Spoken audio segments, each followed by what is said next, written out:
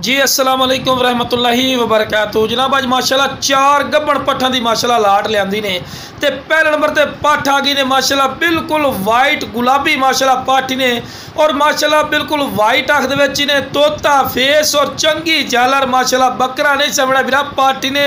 ते मूँह जनाब बिल्कुल खीरी पट्ठ ने उम्र 10 तो 11 महीने और डबल हड्डी है माशाल्लाह इन्हें जितों 600 रबड़ वाली कर माशाल्लाह पट खिचींदी जासी बिरा एनू आंदे शौक नस्ल और क्वालिटी माशाल्लाह ते लो बिरा वाना चड्डा भी बनाई खड़ी है जनाब चेक कर सकते हैं सार भी लेकिन सौदा खाली दा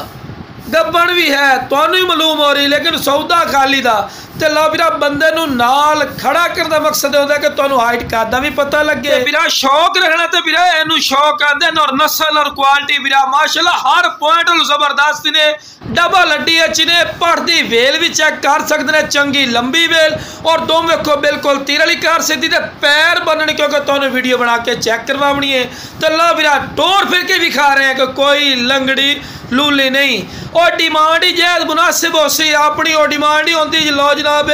पठ जी बड़ी हैवी क्वालिटी दे बड़ी महंगे नहीं बिरा हैवी क्वालिटी है लेकिन इंशाल्लाह फौजी गोट फार्म ते सस्ती मिल सी इंशाल्लाह ते लो बिरा दूसरे नंबर ते पठ आ गई ने बिरा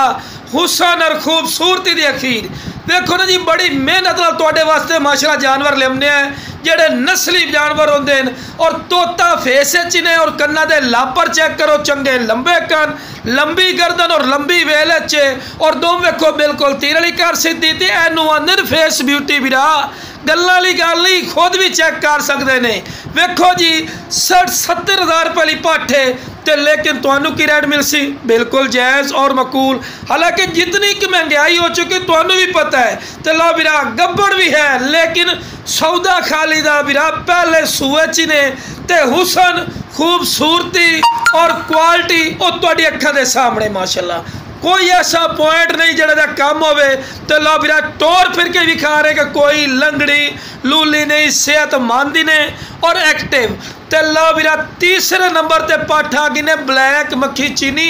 माचड़ नस्ल की माशाल्लाह पट्टी ने यह भी बड़े दोस्त फरमाइश कर देंगे फौजी भाई माचड़ नस्ल लिया दो ते दो दंद पट्टी ने और गोशत की भरी हुई पट्ठ डबल हड्डी माशाल्लाह और पट्ठ की वेल चेक करो चंगी लंबी वेल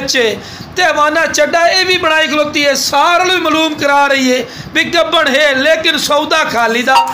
लो बिरा टोर फिर के भी खा रहे हैं माशाल्लाह छलांगा मार एक्टिव पट्ठ है और डिमांड ही जायज़ होसी कोई ज्यादा डिमांड नहीं होती तो लो बिरा आखिरी नंबर ते आ गई ब्लैक बीतल अमृतसरी माशाल्लाह पार्टी ने और चंगे हाइट कादाली ने दूए सूए च लगी हुई है ठीक है